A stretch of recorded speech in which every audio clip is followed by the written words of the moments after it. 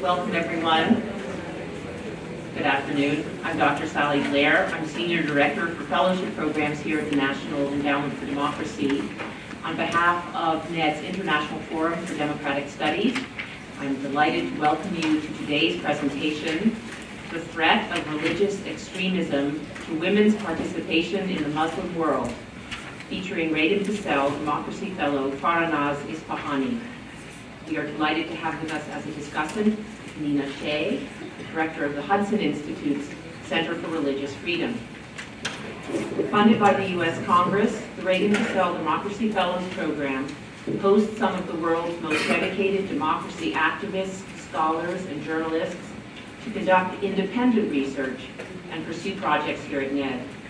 Now in our 14th year, the program has hosted more than 240 fellows from over 90 countries since its founding in 2001. Within this remarkable group, our speaker today stands out for unwavering commitment to democracy in Pakistan. Since 2014, ISIS and affiliated extremist groups have gained significant ground in Muslim-majority countries with the goal of establishing an Islamic state governed by Sharia.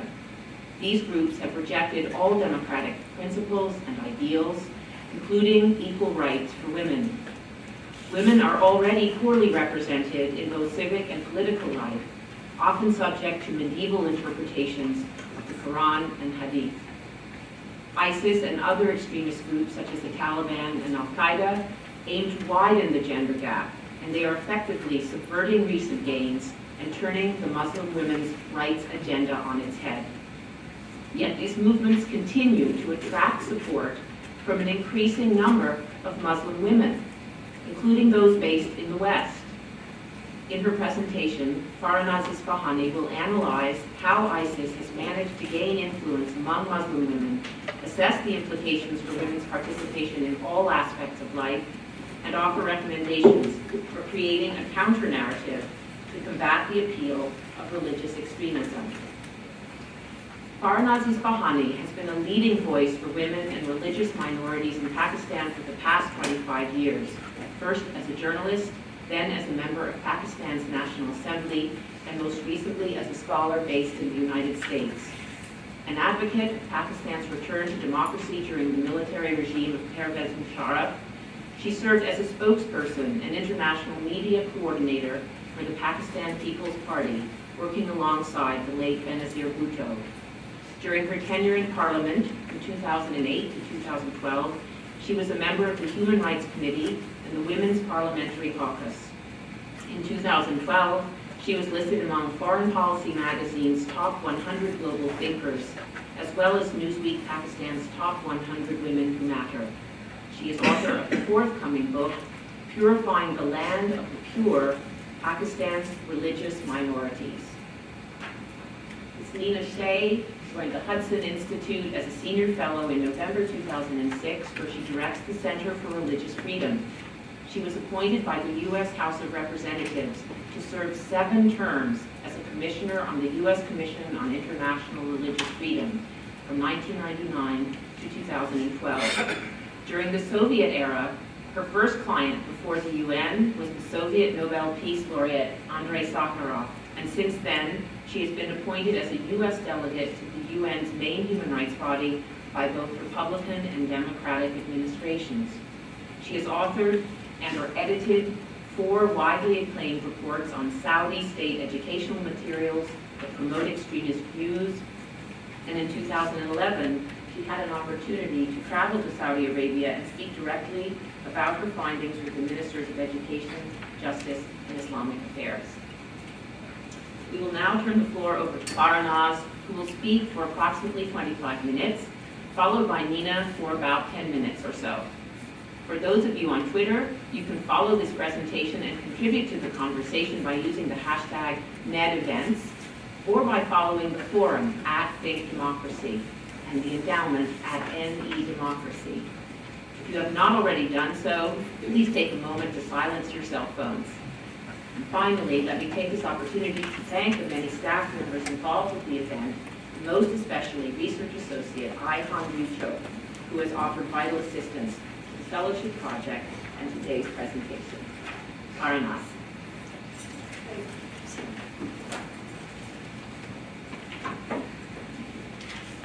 Thank you, Sally, for that introduction, which makes me sound like a very incredible person. I don't think I'm that incredible, but very kind. And thank you so much, Nina, for being the discussant here today. I admire your work greatly.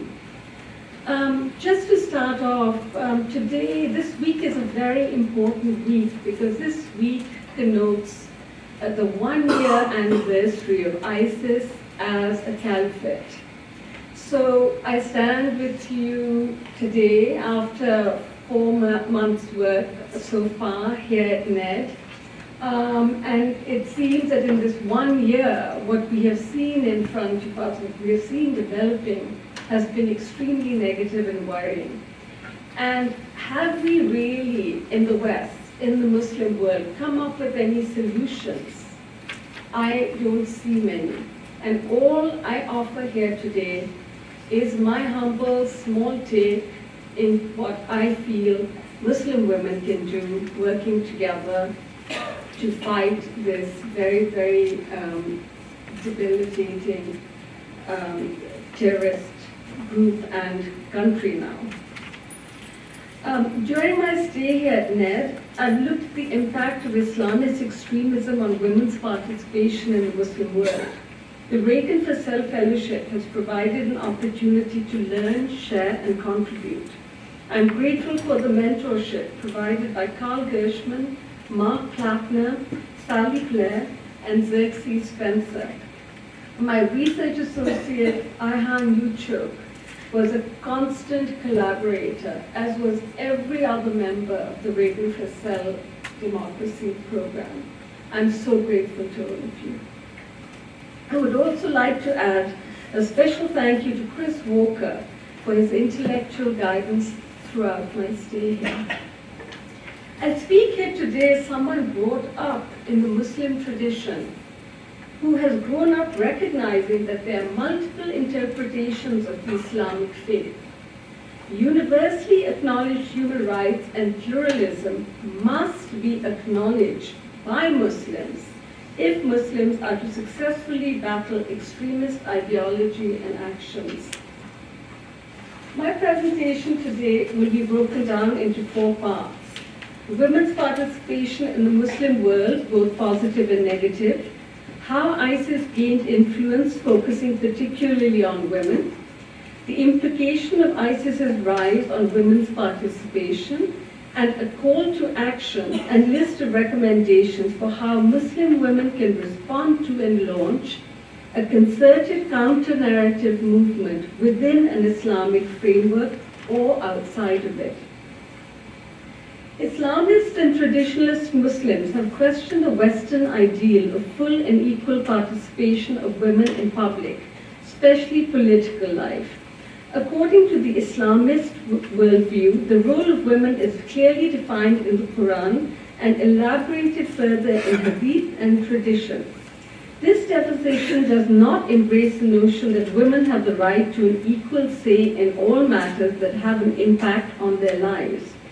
In the initial phase of modernization of most Muslim countries, there was great resistance by religiously conservative elements against giving women equal rights, with some clerics going to the extent of denying the right to women to sit in legislative bodies or to even vote.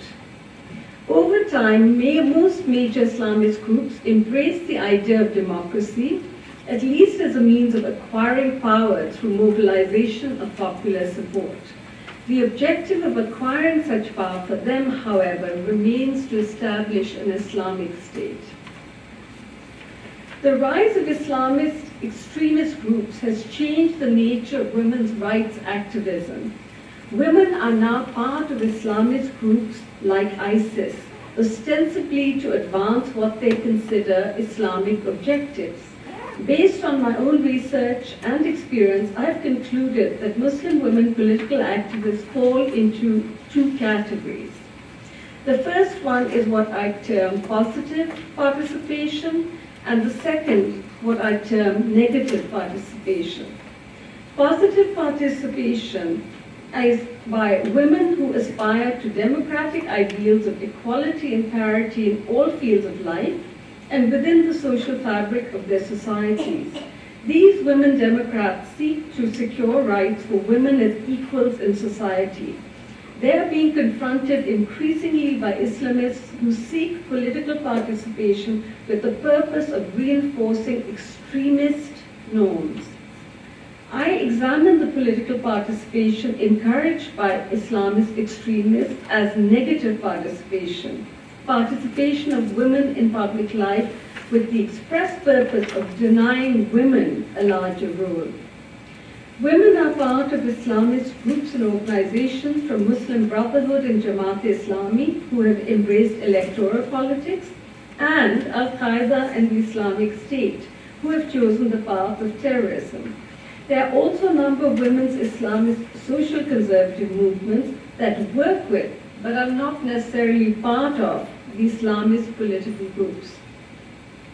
Since the beginning of the 20th century, the Muslim world has had many women's rights activists who have sought equality for their gender.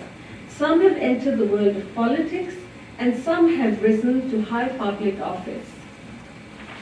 In this slide, we see the proportion of seats held by women in Muslim-majority national parliaments. Across the Muslim world, the average amount of women in national parliaments in 2014 was 15.9%. This is a World Bank map and figure. This was nearly 6% less than the global average of 21.8%. Senegal had the highest percentage in the Muslim world with 43%. The Arab states had the second fewest number of women in parliaments of all global regions, coming out just ahead of the Pacific. These numbers have shown significant gains over the decades and do show a major step forward for women in elected and representative positions in the Muslim world.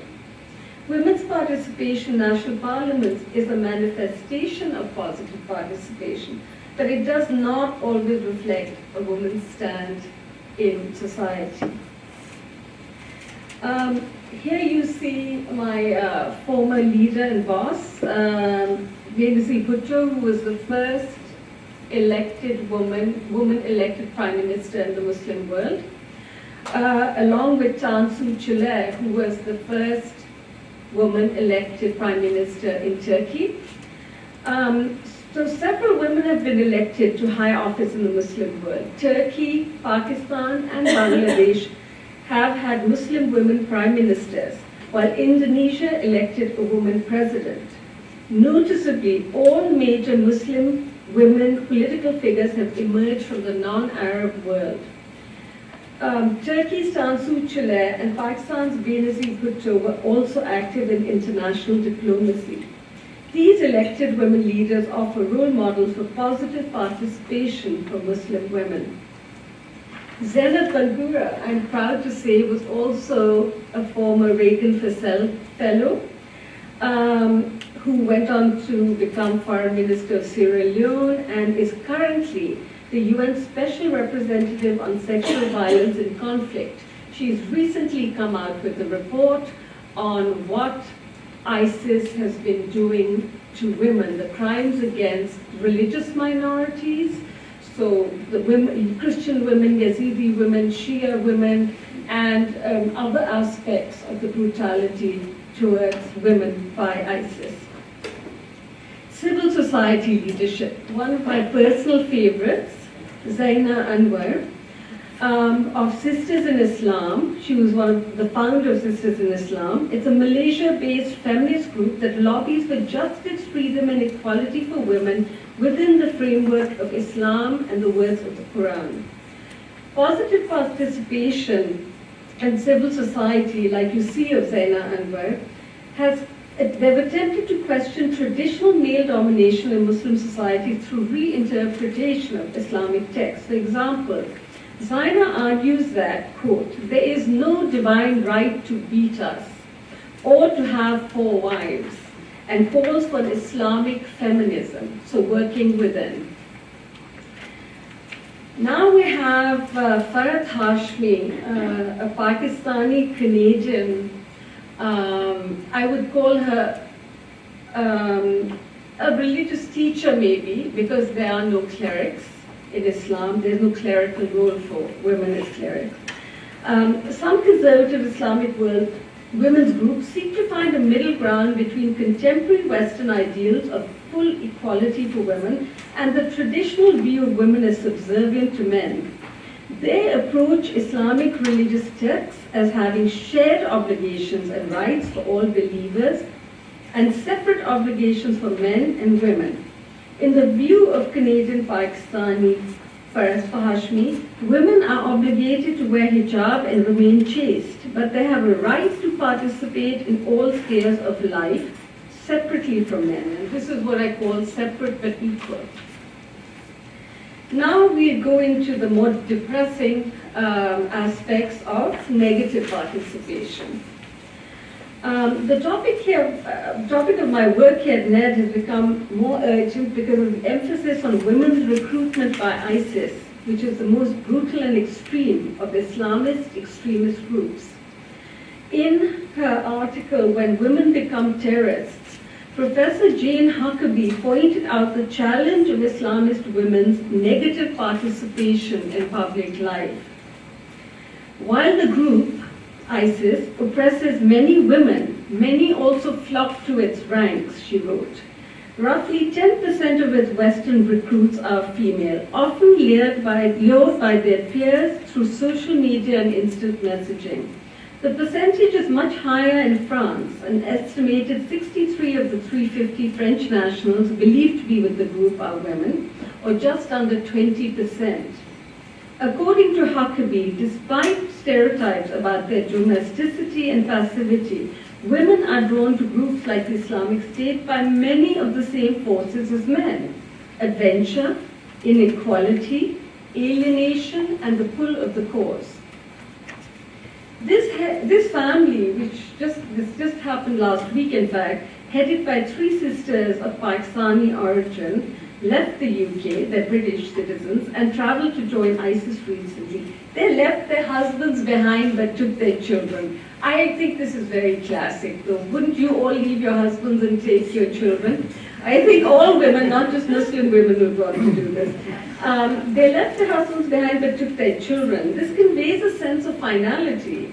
From recent reports, we know now that they have a brother in Syria who is involved with the Islamic State and one brother in Pakistan. This belies the argument that the women joining Daesh are lured by a jihadi marriage or are not in control of their lives. It is important to note that the extent and nature of women's participation in extremist Islamic groups is expanding. Women's roles have traditionally been limited to the spread of propaganda and incitement of their husbands and male relatives to jihad. In some groups, leadership is responding to women's requests to play a larger role in offensive combat. Recent ideological debates between online jihadist communities and fatwas by individuals like Sheikh Yusuf al-Qaradawi and help legitimize female suicide bombers in groups like Al-Qaeda, Boko Haram, and Al-Shabaab.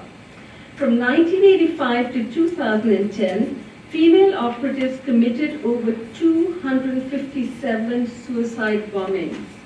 However, active roles for women in jihadi groups have not yet spread to larger groups like ISIS and the Taliban. The US has had a big breakthrough, in fact, in the last 10 days with new information on how ISIS operates and how its leadership avoids being tracked by the US intelligence, thanks to a May Delta Force commando raid. So how was ISIS managing to keep its leadership safe and staying ahead of the curve? When all the might, and we know the United States are very good to listening to anyone they want to listen to, how come they couldn't find them, hear them? The answer is their wives. When Abu Sayyaf, who was the chief financier and financial officer of ISIS was killed, and his wife, Saif, was captured and interrogated, she talked about this fascinating train of women and wives who would pass information from household to household, and therefore totally outwitting all of the intelligence capabilities. So on one hand, when they do propaganda, they use the latest social media, and they're better at understanding the audience they're reaching than the West has been able to, or any other Muslim majority country. But when they themselves have to think about keeping themselves safe, what do? They don't use any electronic media or forms of communication. So this was a very big breakthrough. And Saif is still obviously held by the United States, and she is going to give us, I'm sure, more information for those of us working on this issue. So basically, the wives of these top ISIS commanders were aiding their husbands in eluding American intelligence by passing along information. And so this shows you also that they were a very active part. They were trusted to take very important information. They understood how to convey it reliably. And so it succeeded till one person unfortunately got killed. Now here comes the part which is always disturbing for women about the violence of women against women. And I'll just read you one of the quotes up there. An ISIS jihadi bride is quoted as saying, her name is here, it says Samaya al-Muhajira.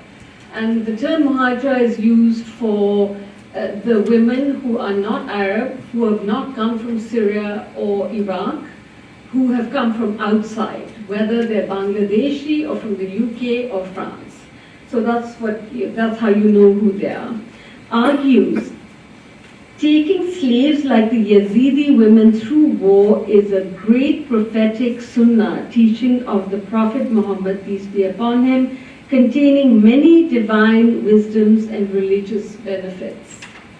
So these are, here she's talking about sex slaves, which her husband and other husbands will have in their homes, will be part of their households, and she's justifying it through, and this is what I earlier alluded to about how they twist what suits them from the religion and how much of what is within the religion is not what's part of what they do. So ISIS now, how did they gain this influence? So ISIS has succeeded in the recruitment of women because of underlying root causes within both Muslim societies in the West and in Muslim majority countries. In the West, many Muslim communities from Paris to Toronto have seen an upsurge in anger and alienation from the broader community. Muslims, particularly youth and women, have felt ignored, hated, and apart from the larger society. Within schools, Muslim teenagers, because of their religious demands, often feel or are made to feel different. Teenagers growing up in Muslim households, fasting for the holy month of Ramadan, wearing the hijab, not dating or drinking, start feeling like outsiders and culturally alienated. ISIS and other extremist recruiters often tap into such feelings of alienation, especially at impressionable ages. Women, whether young girls or adults, feel that they are the easiest, most visible targets because of the hijab, and we have seen the backlash against it in places like France. In Muslim majority countries, on the other hand, you see other forces at work. Easily understandable triggers like unemployment in Tunisia and unhappiness with the nascent democracy's inability to deliver, as well as forced secularity by dictatorial regimes in the past. Today, Tunisian women and youth are the world's greatest exporters of ISIS recruits. More Tunisians join ISIS in terms of percentage than citizens of any other country in the world, and this is your greatest success of the Arab Spring. Here now we turn to Professor Mia Bloom's 4R theory, where she shed some light on the factors involved. Firstly, revenge. Secondly, relationships. Thirdly, respect. And lastly, redemption. Revenge. In a conflict situation, deaths of relatives can spark a desire to avenge them by joining the fight in whatever way possible. Relationships. Women who are married to and have kin with jihadis are more likely to become involved in extremist activities. Respect. In patriarchal societies, female martyrs are often highly respected. Redemption. Due to familial or personal shame, rape, some women who have been violated by jihadis will then serve them out of shame. Other motivations existing are the perception of the Muslim community being under attack all over the world, the feeling of contributing to a cause as well as a personal incentive, which are, for example, the allure of marriage and transition into adulthood. Here I quote Muhajira Hamza. They ask why we leave. We women are harassed and some beaten in the street in the West. Here under the law of Allah we are protected. The feeling of community, sisterhood and identity within the jihadi groups and larger community are a huge draw. For some female jihadists, Western feminism may be found unfulfilling or disappointing, and jihadi groups provide an alternative of sorts. Gender segregation and inequality, when personally chosen as a path, is seen as a chosen way to avoid discrimination and abuse. These women see their roles as complementary to men rather than equal.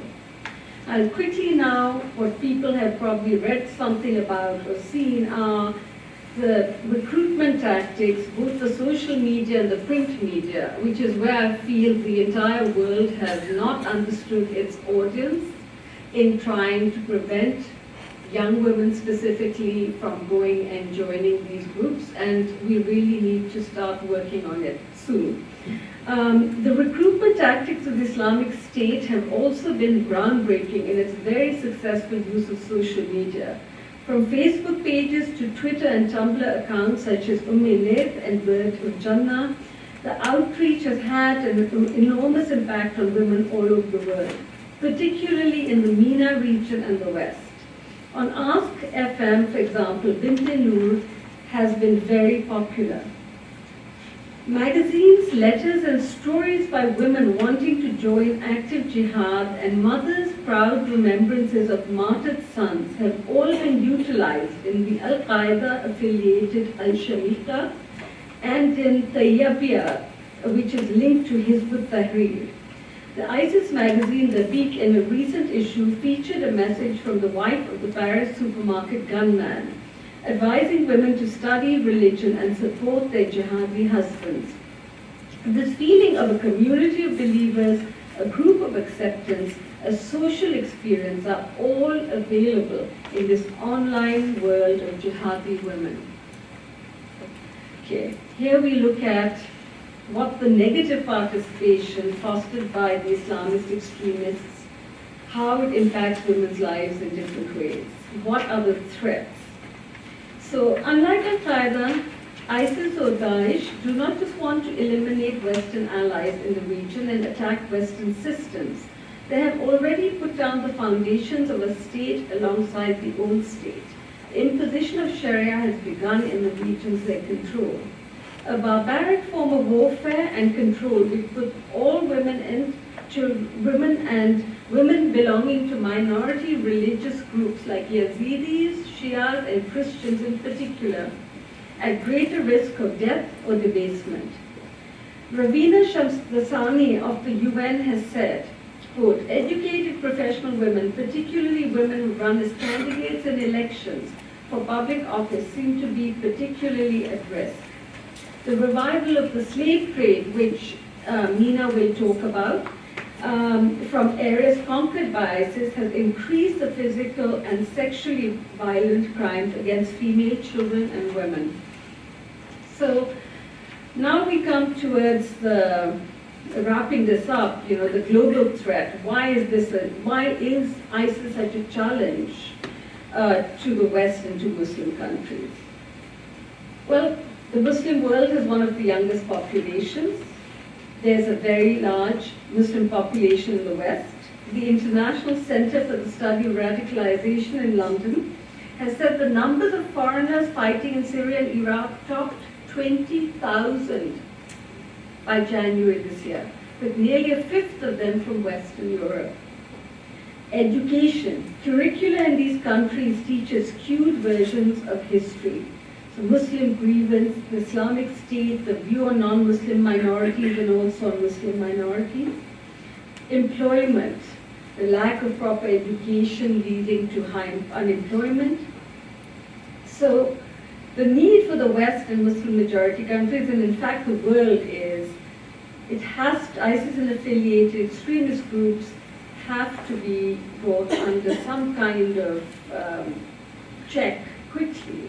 Because if the youth is radicalized further, the future is worrying for the whole world.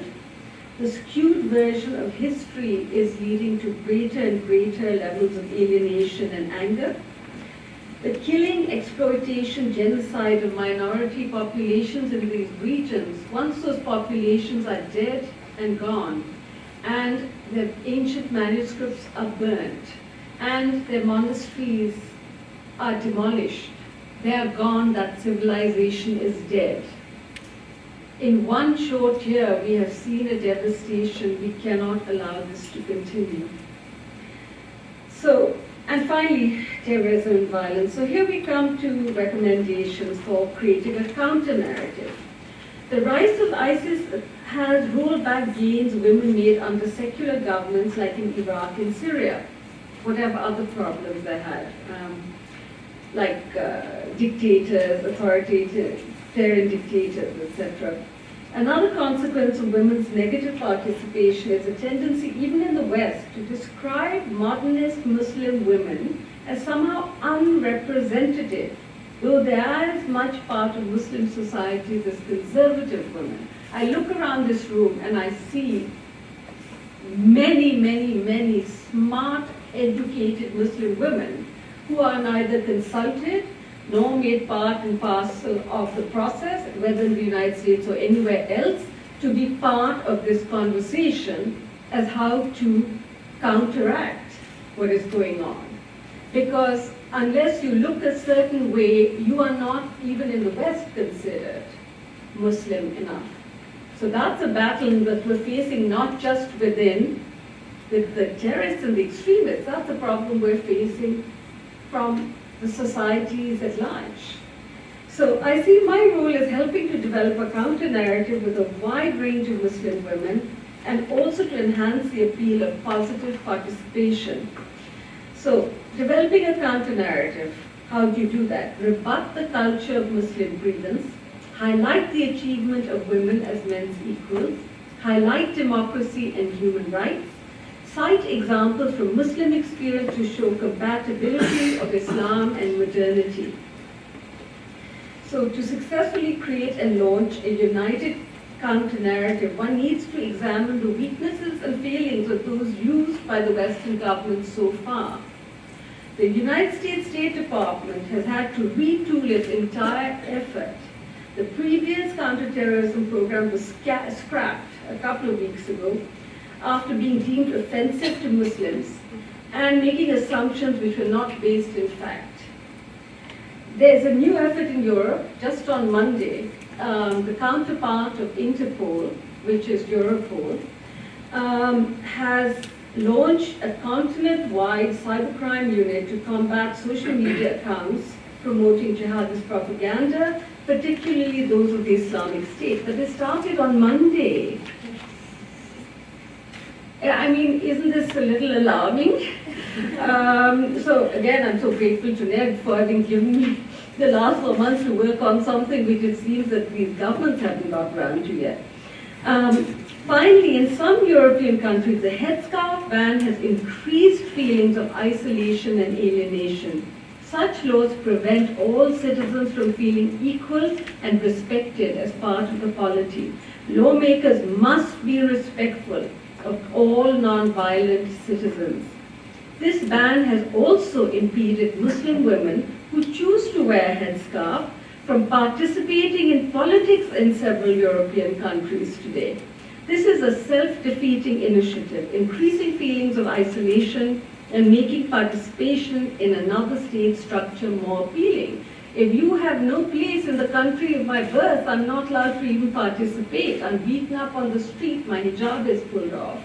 But there's a community out there that wants me, at least that's what the propaganda is saying. So there are many positive historical and modern day examples of women and Muslims that can be used to show positive role models, i.e. the Prophet Muhammad, peace be upon him, his wife, Bibi Khadija, and his hadiths on the birth of baby girls, and there are many, many more. These examples clearly show that Islamic society has a powerful matriarchal tradition which has been nullified by men for purposes of power. The introduction of the covering of the face is in itself a pre-Islamic Bedouin tradition. All this clearly shows how this is not Islam, but this is Islamism, extremism, a political hijacking of the faith of 1 billion people. So we come now to the Women's Network. The ultimate purpose of my project is to develop a Muslim women's network and web portal that examines and enhances women's political participation in the Muslim world, as well as confronts the impact of Islamist extremism on women's role in public life. There are women in the Muslim world who have a counter-narrative to that of the Islamists and ISIS, but they are either not known or do not have access to technology or a network by which they can get together. To date, there has been no forum that connects leading Muslim women intellectuals, politicians, current and retired, and practitioners in the human rights arena to enable them to advance dialogue on this new and alarming trend towards brutality and re-establishment of a medieval order. There have, however, been many women and women-led organizations which have enabled me to think about this new forum. I see this new forum as an extension of existing networks and also a dying need at this time. Here I wish to acknowledge the work of Dr. Halia Sfandiari, who is here in the audience. Thank you, Halia, for your leadership in Iran and in America for all of this work. And thank you for everything, for my book and my life. Thank you. I'd also like to acknowledge Ambassador Milan Revere, Mahnaz Afqami, Zainab Al-Sawaj, and Azhar Nafisi, among many other pioneers and stars. So, first the forum, and secondly, part of that would be social media, in terms of utilizing the same social media outlets as the extremists do, after understanding their weaknesses and strengths, as they have for their target audiences. So my final part of it is bringing universities into it. Part of my online forum, one of my things I hope to go forward with is have a university here in the US, link up with a university, perhaps in South Asia, perhaps in maybe Beirut, somewhere in the Arab Muslim world, and to be able to have an online course and an online conversation, which can then be led to a fact-based counter-narrative and not what's been passing for counter-narrative so far. Thank you very, very much. I hope I wasn't very long-winded. I appreciate all of you.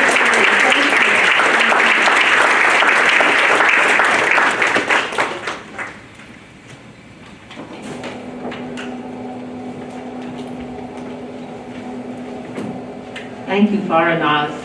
I will now turn the floor over to Nina.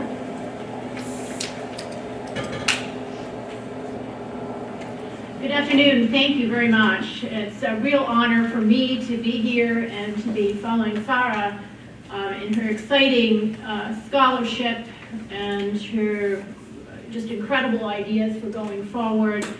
Farah has been a distinguished woman leader in her country of origin in Pakistan, and she has continued to be so here in the United States, a stalwart of advocacy and scholarship on freedoms of speech and religion. We work together on both. We work together on minorities.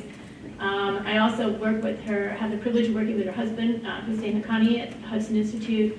So it's a real honor for me to be here today. Farah has talked about how, in a way, in an odd way, how women are expressing an empowerment by being part of ISIS. There's also the ISIS that we come to know as barbaric, medieval, all synonyms, I think, for oppressor. Millions of people, millions of Muslims have fled from ISIS's path. And I want to take a closer look at that, about ISIS's oppression of women. Certainly, women's dress, activities, role, movement are all sharply circumscribed by the ISIS authorities. I was amused to read an article in the international press about a local man from Raqqa a couple months ago. He was talking about how, he's managed to adapt. He keeps his head down, and he said, I'm getting by. I think he had to give up cigarettes. But he said, but he was disturbed by one little incident, and that was 140-degree day or 120-degree day in Raqqa, Syria. And he saw a woman lift up her veil to wipe the sweat from her brow, and she was flogged, and that upset him, he said. So, if we ask the women living in this situation how they feel, we might come up with a variety of answers. Certainly, those women who voluntarily migrated from the West and from other parts of the world knew what they were getting into to some extent. They knew that they would be dressing in a conservative way, and that they would be primarily wives and mothers. That would be their primary role. And so that's a voluntary assumption of that, and I don't have a problem with that. It may be more difficult in some sense for the local women to adapt to that, and there is some evidence of women being beaten for infringements of the veil, or for being out without a male guardian. And the male guardianship issue, which I heard Malia Al-Shahab speak about here at NED, which was so enlightening, it was a terrific talk, is, I think, a problem for most of the women there, at least, and that burden even may fall heavier on these migrant women. They talk about it a little bit on social media, saying that, I swear to Allah that this is one of the hardest challenges, and they advise those who are coming to join, other women, that is, to get married quickly, for single women to get married quickly, because that's one way to maneuver around the male guardianship law. Otherwise, they are trapped in these women dormitories called makar. And they seem to be advising to avoid those dormitories at all costs and to get married quickly.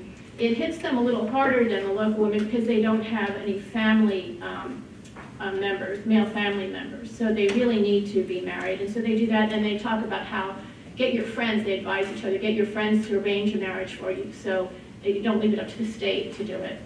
And then there's the more, the greater atrocities. The UN has reported that some professional women have been murdered by the Islamic State, 3 lawyers, a doctor, dissidents, educated women.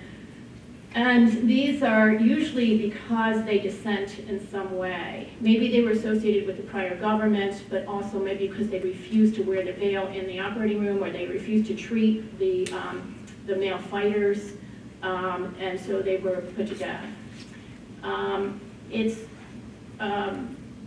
The male guardianship has had another effect on this issue of women's rights under ISIS, because of women's problems under ISIS, because they can't leave. It's very, very difficult for women when they enter the Islamic State from abroad to get out, because they have to be accompanied by men wherever they go, or other women. And while 30% of male fighters have returned, from migrants, foreign fighters, only 2 women I read have been known to escape and to, be able to talk about it. I want to look at one of the more serious human rights violations, to drill down a little bit. It's really a crime against humanity, and that is slavery, the revival of slavery.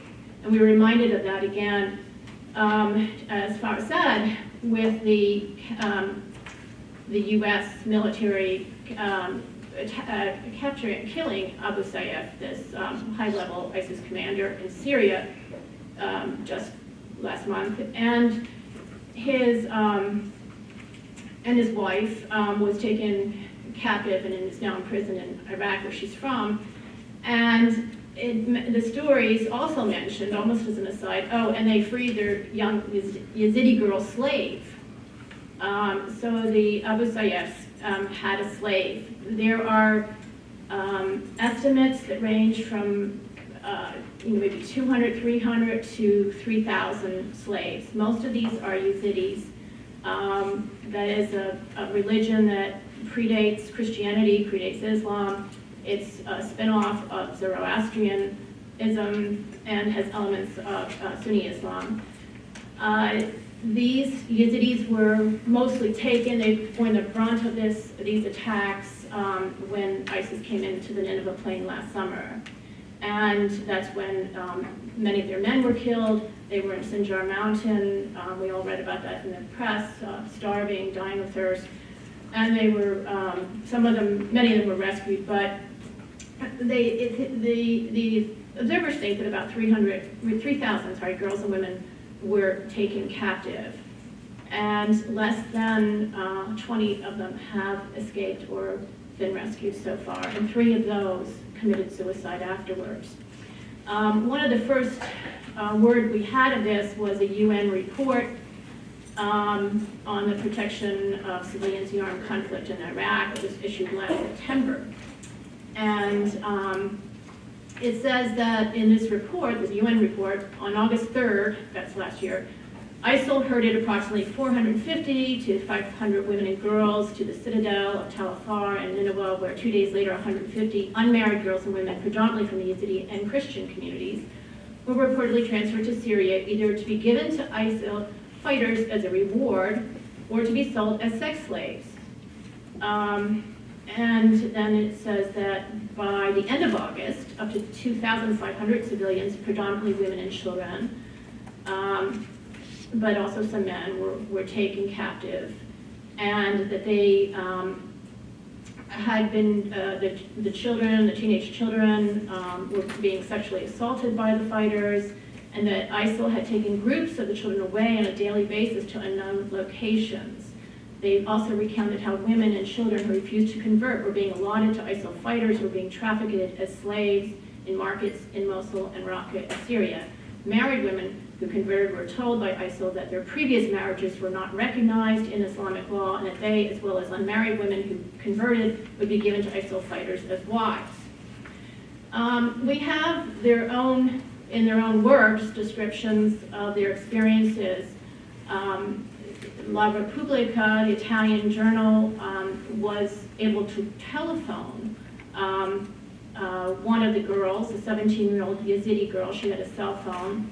She called Mayat for the purposes of this article, and she relates about how she was being held captive in real time as she's talking on the phone with 40 other Yazidi women, girls. The youngest was 12 years old.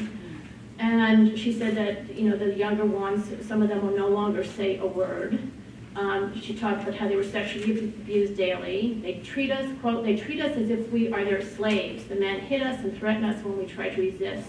Often I wish that they would beat me so severely that I would die. They keep telling us that we are unbelievers because we are non-Muslims and that we are their property like war booty. They say we are like goats bought at a market. She's being, or was being housed, we don't know, haven't heard anything more from her, in a village south of Mosul. Congressman Frank Wolf visited, former Congressman Frank Wolf of Virginia visited Kurdistan and interviewed the displaced, including a 19-year-old Yazidi girl in the winter, this last winter.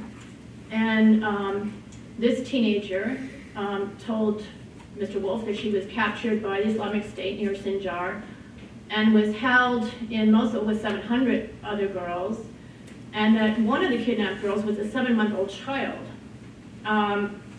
She said, quote, the girls were separated according to eye color, and members of the Islamic State were allowed to choose the young women according to their personal preference.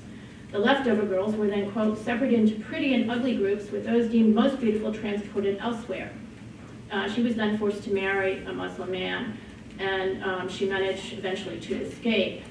The UN on February 4th, the Committee on the Rights of the Child, reported that markets have been set up in Mosul by the group in which they, quote, sell abducted children and women, attaching price tags to them. It notes that the former Badouche prison outside Mosul is now being used as a makeshift prison for the sexual enslavement of children. That's their quote from the UN. There's also photographs of the list of pricing of Yazidi/Christian slaves, and there are the most valuable, or the priciest slaves are about $172, and that's for the age group 1 to 9, and then they get cheaper as they get older every decade.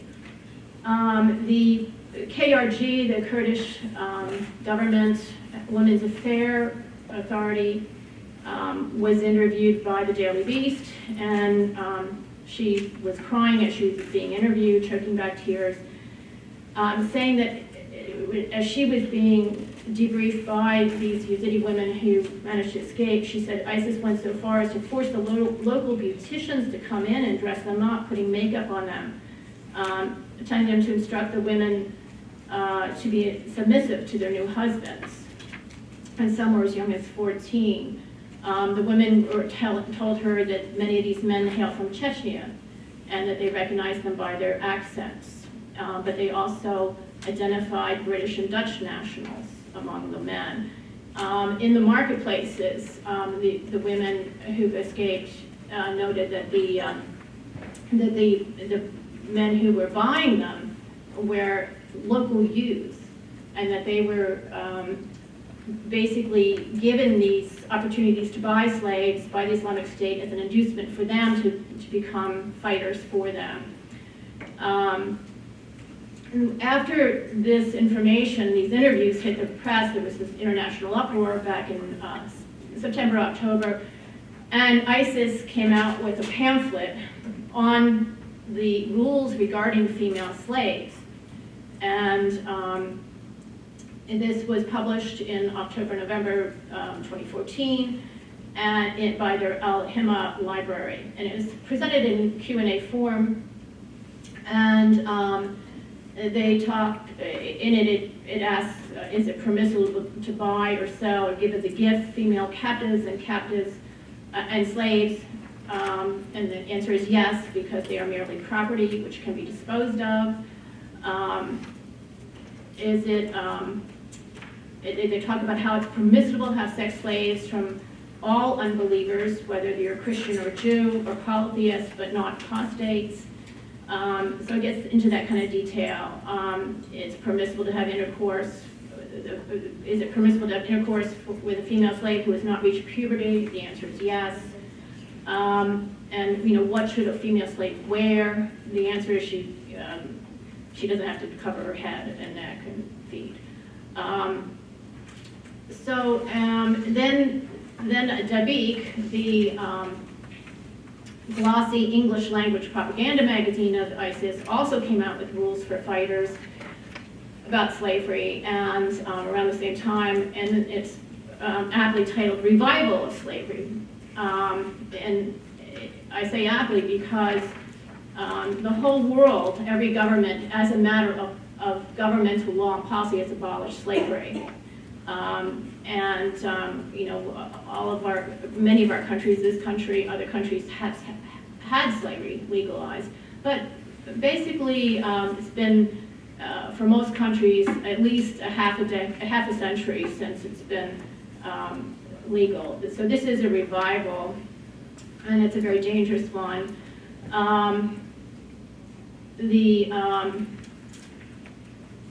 One of the, Farah read a quote from a woman, and I think she got it from this Dabiq magazine, because it justifies why they can have enslave the women. They explain in the magazine, the desertion, meaning the discarding of slavery, has led to an increase in adultery because the Sharia alternative to marriage is not available. So a man cannot afford marriage, and a free woman finds himself cannot afford marriage to a free woman and finds himself surrounded by temptation towards sin. So slavery is sort of the answer to that.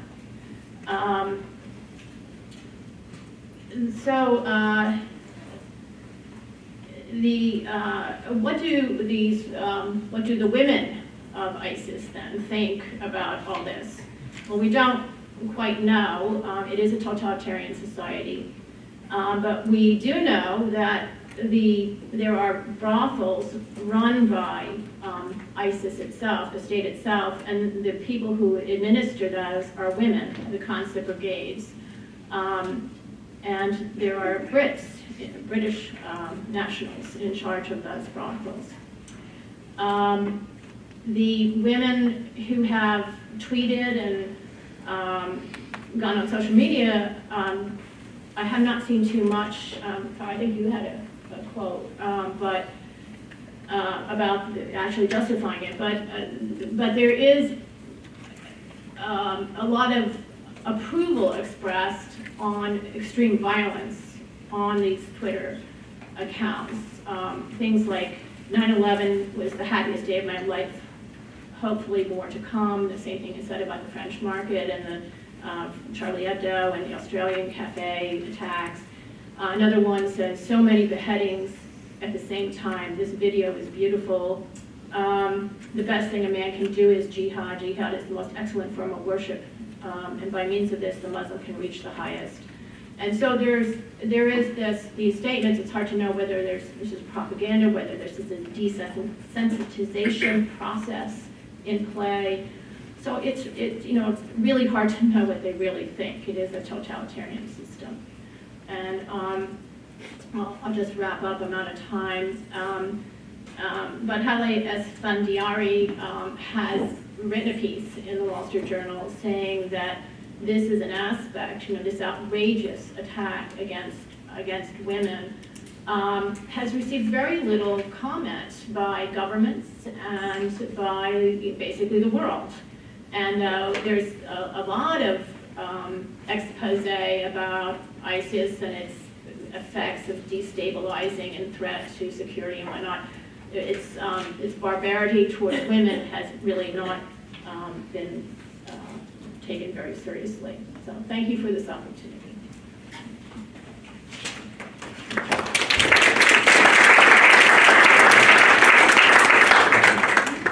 Thank you, Farah and Nina, for this very sobering presentation. It's hard to hear much of this, but we are grateful for your raising these issues and for the work that you're doing. We have some time for Q&A, not a lot of time, but if you would identify yourself, and we have a microphone, there's one right here in the front row. Maybe what I'll do is allow for one or two questions. I see hands throughout. And My name is Nupchi Karir. I have a comment and a question. The comment is repressive countries like Saudi Arabia and the Gulf, what they've been doing to their women and to the servant populations that come into those nations and who are treated virtually like slaves. This is just a step beyond, and there's been no global condemnation of what happens there. And so we turn our faces to what's been going on now, and it continues to go on, and we continue to deal with those regimes because it suits us to do so. So that was my comment. And one other thing, to call ISIS a state, I think is very dangerous. This is how they define themselves. They are not a country, they are not a state. That's not how we should be defining them. My question was about Farhat Hashmi, Faranas. Again, how can she be a representative of any kind of freedom of expression for women when she is actually espousing the Saudi traditionalist, very Wahhabi, very strong doctrine in Pakistan, and she's converted large swathes. You're absolutely right, and by the way, I agree with you on both your comments. It is very much the fact that whether it's America or Europe or any of the Far Eastern countries, what happens in all over the Gulf oil states with especially female servants who are really slaves, who don't get paid, who get burnt with irons, who get beaten and locked and not fed, and it's a huge human rights violation, and you're absolutely right, no one talks about it and no one cares about it. And I'm glad you brought that up, number one. Number two, this ISIS, defining ISIS as a state because they define themselves as a state and we're giving into that, is actually a very interesting point. And I think when, hopefully, you will join this effort for a counter-narrative defining, we can discuss this, that whether it's dangerous and whether this should be something that we rebut completely, that we do not give them that acceptance. In terms of Farhat Hashmi, I struggled with whether she fit with the positive or not, because you and I know how negative she has been. I think, absolutely, I think I used her to show the line that is the most outward sort of line of where the positive can go. Meaning the one thing she does not do is accept ISIS, accept this form of government. She lives in a democracy in Canada and she lives within those democratic norms. Whatever she says, she is still, so yes, she is someone who is on the balance, and I struggled with this. But then I thought, am I putting across just my idea of who I think of is a positive figure? May there not be women who would consider her? So it was a very simple, but yes, it's a question mark definition. Thank you for, those are very useful. Thank you very much. Nina, do you have a comment on anything? Yeah, I agree with what you said about Saudi Arabia and Kuwait. Yeah, I happen to know Saudi Arabia more than the others, but yes.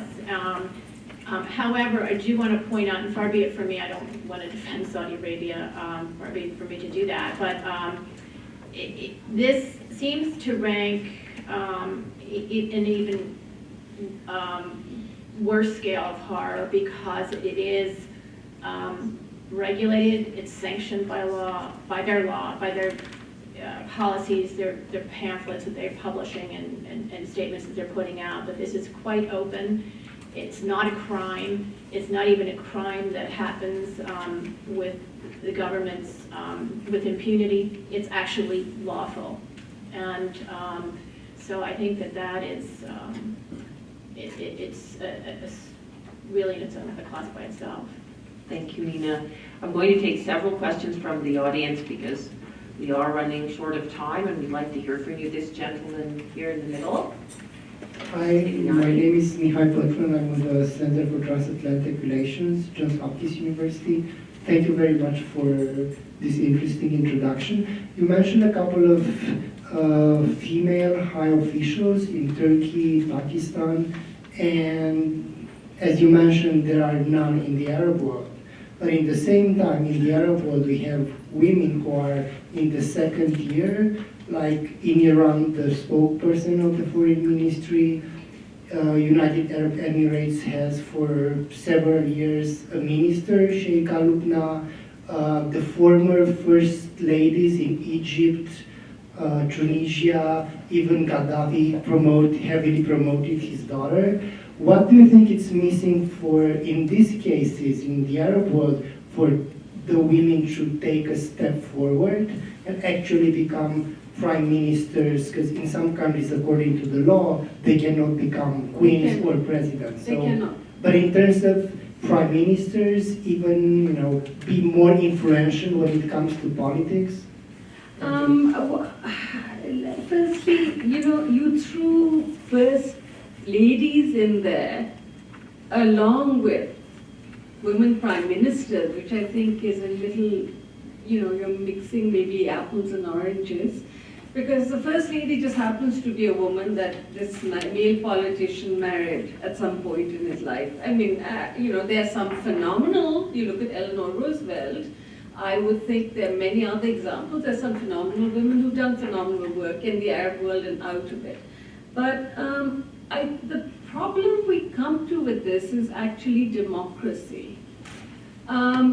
Because countries that have had more democracy have tended to have, therefore, more pluralism, and therefore, for example, if you look at South Asia, whether it's the Muslim countries or the non-Muslim countries in South Asia, almost all of them have had women presidents and prime ministers. So in the Arab states, when you have rulers as opposed to elected officials, even though they are elected officials who act like they're rulers, a ruler can appoint anyone to be prime minister, to be head hedgehog. But that does not mean that that person has their own will. It is when the will of the people, if your name is on the ballot, you stand for something and people choose you. That is where the difference starts. So, I mean, I'm not putting down but what I'm saying is it really is democracy. There were two kinds. You have the very authoritarian kinds of, the Ba'athist regimes, etc. And then you have had monarchies, and now you have mixed systems like Jordan and other countries, right? And for example, the UAE is now doing a lot more for women. There's a lot of progression. And I can't forget Turkey. Turkey is also. So this is not putting down. This is talking about systemic growth, I think. So I'm sure we will see a woman prime minister, hopefully elected and not appointed somewhere in the Arab world. Questions? Tidiane, Togola. Thank you very much, Farah, for your presentation. Congratulations. I'm Tidiane Togola. I'm a Brilliant Professor for Democracy Fellow here at NET. Farah, I have some few questions for you. Okay, so the first one actually is regarding the organization you want to set up. Mali and Nigeria, Senegal are some countries who used to experiment the same situation in your country. For example, what will be the relation between your organization and those countries who are actually major in general Muslim, but the country is actually himself secular? So my second question is about the term jihadist. For the Muslim, jihadist is a good word. I mean, it's something like not bad. But today this word is linked to the extremism, to all those bad things we see today. This being a kind of confusion for Muslim. I'm Muslim, so it's been a kind of confusion for me. So what is your point of view on this specific point? And the last question I have is about the secular countries. In Mali, in Senegal, for example, that I know very well, the country is supposed to be secular, but the government now are creating a minister, full minister for religion because Muslim people make pressure on them. What is your point of view on this specific issue? They just call him Minister of Religion, but what's your point of view on this? Thank you. Thank you. I'd like to take other questions too as we're coming to the end of our time. Ruth Diamin. Ruth Diamin, fellow at NET. I want to ask you something about motivation for women to enter in extremist group of ISIS, because you speak about revenge. But was the idea if there's something different that can be understood as liberation. Is it possible that the women feel that they are liberated? Ruth, I'll start with you. Absolutely, and it is one of the things that, it was a lot of information on that PowerPoint, but it is one of the things that, women feel, that there's more equality in that than, say, the lives of which they've lived, and some of them have said it, Bangladeshi born UK citizens who have to live with honor killings and things like this. So for them, this is a way to achieve more equality and importance, etc. Tidiane, firstly, I don't think of this as much as an organization as I think about it as a forum. There's a difference because I'm not looking at this as a non-profit with some end goal. My attempt is that we have to first talk to women. It goes to Nina's point that women have just not been heard in this debate. So the point is to an online platform, there's two things. It's inexpensive. You can do podcasts, you can do interviews, you can interact with people all over the world, and it's also a secure way of talking about a lot of things. Can be made to be a secure way, if the Chinese don't hack into it, than others. So, obviously, but women from Africa, absolutely, they're not less Muslim or more, absolutely, whether they're from Mali or Nigeria or whatever, they will absolutely be included. Thank you, Farah. There is a question right here in the back, and if anyone else has. Seth Wilmington with Liberty South Asia, and I wanted to ask real quick, I love the idea about facilitating a conversation where women can speak for and among themselves, especially in these societies. And I wondered if you've thought about what we could do to, as part of that facilitation, ensure the security of women, especially at a time when we're seeing in Bangladesh, where secular free thinkers are being targeted, specifically in Pakistan as well, and other societies. Thank you. I think, Seth, you've raised a really important issue. And, on the online security aspect will be probably one of the most important, which is why it has to be done really well.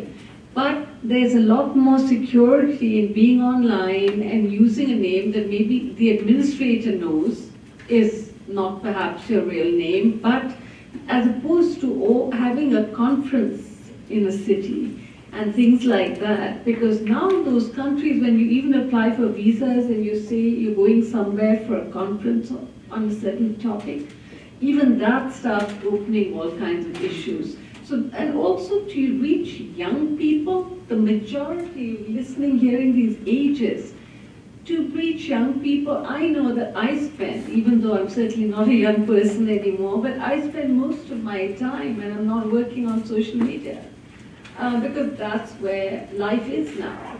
But security is 100%, probably where most of the money will go. Seth, if you want to donate it, you can. Nina, do you have some thoughts on this? Yeah, I think, I think that's an excellent point that you raised, because I've done a book called Silenced on hate speech laws and government regulation of speech, and it's something that is quite prevalent, and including on online websites that you could be sued, if nothing else. There's also the possibility of death threats and whatnot if people are offended or they think that you've crossed some bounds. So it's going to be a challenge. Maybe there's some social media. I don't actually do. I'm so old. I don't even do social media. So maybe there's something I don't know about that. But I know with the websites, which I have managed to master, they are very much a target of people who want to shut down free speech. Yes, right here. I think we'll take one last round of questions, so if anyone else has one, please let me know. I don't have a question, but I have a comment. A My name is comment. Luann Sabatier. I work with former Congressman Wolf at a new religious freedom group called Wilberforce Initiative. I just want to mention we are working on the technology piece. We have an advisory board that comes from NSA and the highest levels of technology. And there are places now that we are looking to offer to NGOs that are sanitized. So to your point, it's not access, it's the security. And so the sanitization means you will move those places where they congregate will be sanitized. And not only can they congregate, we can get money in and out of countries and stories out for a certain period. And then it moves to something else. So it's not forever, but I want to let you know if you want to touch base later, we're in the embryonic stage, but we recognize in human rights and religious liberty, the number one threat is not access, it's security. So that's one of our mandates, and love to talk to you about that later. I'm so grateful you're doing this work, because in Pakistan with religious minorities, I mean, this is something that we have faced, that's so important. Thank you so much for coming and for sharing that. Thanks. Are there further questions? Yes, Raza Rumi. Yeah. First of all, congrats, Farana's very good presentation and very insightful comments, and particularly about the stage of Yazidi girls. I just had a question about the idea of the network that you mentioned, because I think it's a very important intervention. So would it be based around universities and colleges across them, or it would also involve women's groups or community organizations? So I just wanted a bit of clarity on that. As usual, Raza, you asked the best question. Very frankly, I have been thinking of both approaches. One is working with young women, connecting universities for these conversations, and the other is using the online forum to connect groups. And I have to really figure out how much is practical and doable in the first stage. So I was thinking initially to start with women's groups all over the world, and start it from there and then grow it into that very vital population of the young women at university. But it can be either way around. I'm very open to any of this. As we talked about at the beginning, this is the first week of ISIS's first anniversary. Though Nucci says that it is not a state and we shouldn't call it that, but whatever it is, it's there, But yes, that has to be refined, Raza. Thank you for that. Question? Hi, I work at the State Department, and we just started a women's network in this area to counter extremism, and you're aware that our philosophy too is the sense that women can be powerful forces in challenging extremism as well. So we know also that it's a very difficult effort to create a network, and so I would propose that we can share lessons learned and build these things together, because it's going to be very difficult to really achieve these very high ambitions, as you so well and articulately laid out in your presentation. Thank you. Another amazing offer. I'd love to exchange contact details and to sit down and talk. That sounds terrific. Thank you very much. Did I see a hand here in the front? Otherwise, I think that's a great note to end on. It's been a year, but you've had a few months, and in these short months, you've done a lot, Farah. And with Nina and with people from Wilberforce, from the State Department, and others working together, I think we can find a way to reach out to Muslim women and hear their points of view, and hopefully find a way to combat the violent extremism that we've been talking about, which is so horrific. So thank you for joining us, and I appreciate all